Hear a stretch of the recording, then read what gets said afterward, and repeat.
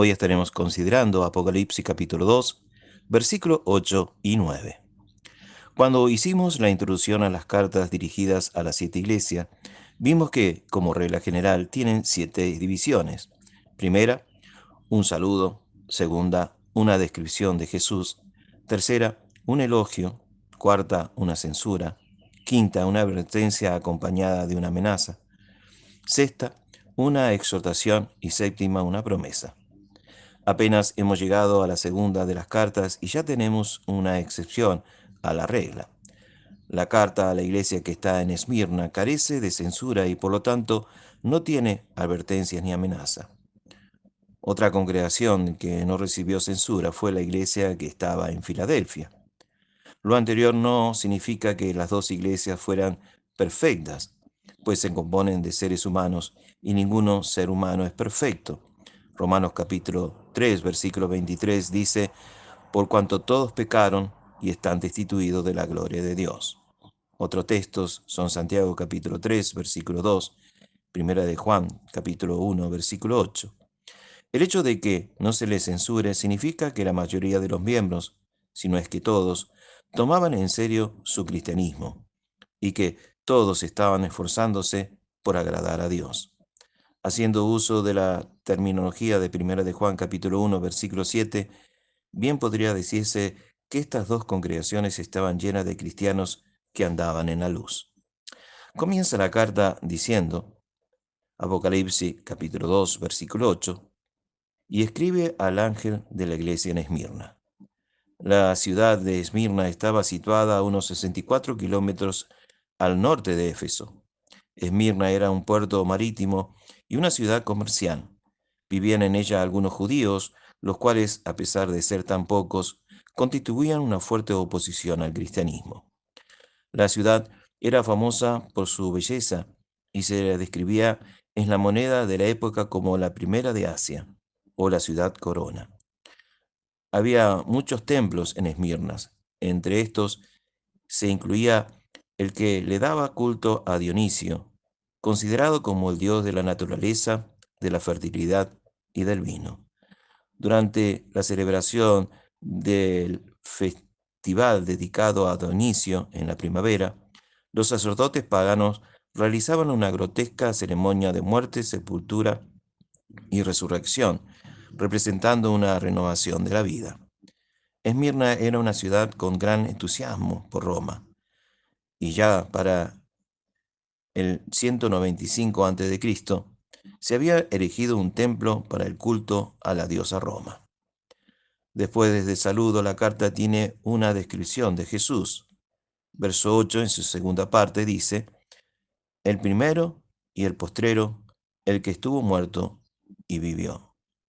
¿Por qué esta iglesia tenía la necesidad de oír acerca de que el Señor es el primero y el último y el que vive? En el versículo 9 Jesús dijo: yo conozco tu tribulación. En el verso 10 dijo: no temas en nada lo que vas a padecer. Cristo le estaba escribiendo a una iglesia que estaba padeciendo, una iglesia que incluso se estaba enfrentando con la muerte. Por lo tanto, al decirle que Él era el primero y el último, y el que vive y estuvo muerto, le da el ánimo para enfrentar circunstancias muy difíciles, estas tribulaciones. De especial significado para los cristianos de Esmirna era la palabra el que estuvo muerto y vivo. Según los eruditos griegos, nos informan que la palabra original del texto tiene el siguiente énfasis: yo soy el que verdaderamente estuvo muerto y verdaderamente vivo. Los sacerdotes paganos celebraron una falsa ceremonia de muerte, sepultura y resurrección para su Dios de la naturaleza, pero el único que verdaderamente fue resucitado de entre los muertos fue Jesucristo. Jesús deseaba que los cristianos de Esmirna supieran que aun si le daban muerte por causa de su fe, Él tenía la autoridad sobre la muerte y el Hades, como ya vimos en el capítulo 1, versículo 18 en su segunda parte. Por lo tanto, cualquier cosa que los hombres pudieran hacerle, Él tenía el poder de deshacerlo. Las palabras de aprobación de Jesús comienzan así, versículo 9. Yo conozco tus obras, tus tribulaciones.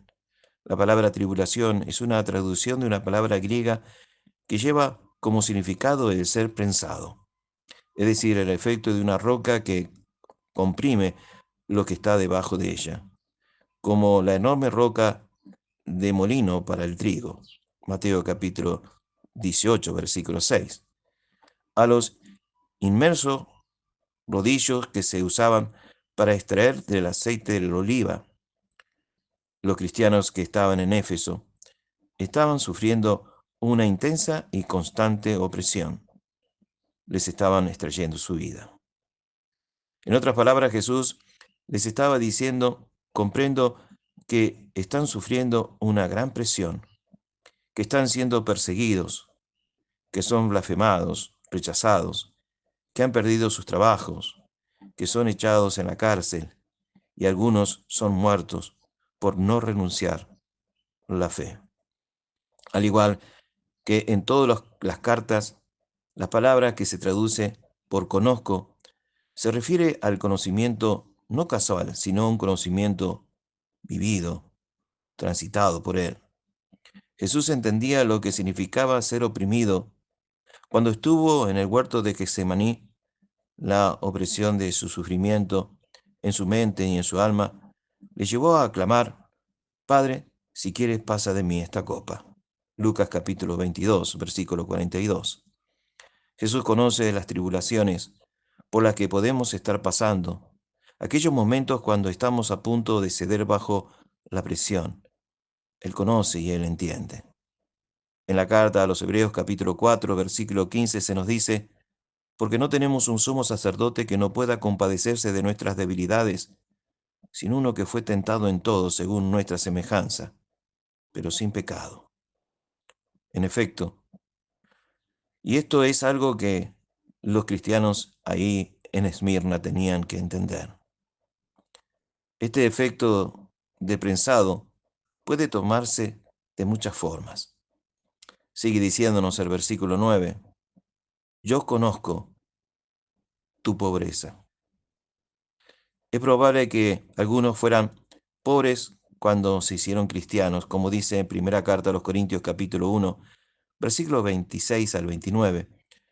Pero otros que tenían posesiones en el momento de obedecer el Evangelio estaban sufriendo una opresión económica tan grande que en poco tiempo sus posesiones habrían de desaparecer. Cristo bien conoce lo que pasa en su iglesia en este mundo. Cuán grande es esa consolación. La iglesia en Esmirna sufría presión. Su pobreza pudo haber sido las consecuencias de haber tenido sus posesiones confiscadas por Domiciano, emperador romano. Jesús conocía la pobreza, como dice segunda carta a los Corintios capítulo 8, versículo 9. Por amor a vosotros se hizo pobre. Jesús llegó luego a expresar, entre paréntesis, una palabra que causa asombro. El versículo 9 se nos dice, pero tú eres rico. No debían sentir lástima de sí mismos, pues eran ricos en lo que realmente importaba. Jesús deseaba recordarles que tenían riquezas espirituales. Habían sido salvados de sus pecados. Romanos capítulo 3, versículo 25. El Espíritu de Dios les había sido dado, Hechos capítulo 2, versículo 38. Que Dios era el Padre de ellos, Romanos capítulo 1, versículo 7. Por lo tanto, eran parte de la familia de Dios, Efesios capítulo 2, versículo 19. Y podían acercarse a Él con confianza. Carta a los Hebreos capítulo 4, versículo 16. Podían tener paz para con Dios. Filipenses capítulo 4, versículo 7.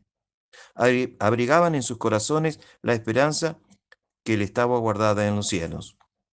Carta a los Colosenses capítulo 1, versículo 5. Los cristianos que estaban en Esmirna gozaban de una prosperidad que nadie le podía arrebatar. Necesitamos entender en qué consiste la verdadera riqueza. Muchos se han dedicado a acumular dinero y posiciones, pero el dinero no puede comprar las cosas que realmente importan. El dinero puede comprar medicina, pero no puede comprar la salud. El dinero puede comprar servicios, pero no puede comprar verdaderos amigos. El dinero puede comprar entretenimiento, pero no puede comprar la felicidad. El autor de la carta a los Hebreos dijo: sean vuestras costumbres sin avaricia, contento con lo que tenéis ahora. Carta a los Hebreos capítulo 13, versículo 5. Jesús instó a hacernos tesoro en el cielo, donde ni la polilla ni el orín corrompen, y donde ladrones no minan ni hurtan. Mateo capítulo 6, versículo 20. Volviendo a Apocalipsis capítulo 2, versículo 9 sigue diciéndonos: yo conozco la blasfemia de los que dicen ser judíos y que no lo son, sino sinagoga de Satanás. ¿A quién se refería Jesús cuando habló de los que se dicen ser judíos y no lo son? Se trataba de judíos de carne y hueso, que no habían aceptado a Jesús como el Mesías, y que por lo tanto se habían situado fuera de los planes y propósitos de Dios. Al lugar donde se reunían estos judíos incrédulos le llamó sinagoga de Satanás, pues habían permitido que Satanás los usara para perseguir a los cristianos. Continuaremos con el mensaje a la iglesia de la localidad de Esmirna en la próxima lección. Gracias por tu amable atención. Que el Señor te bendiga grandemente.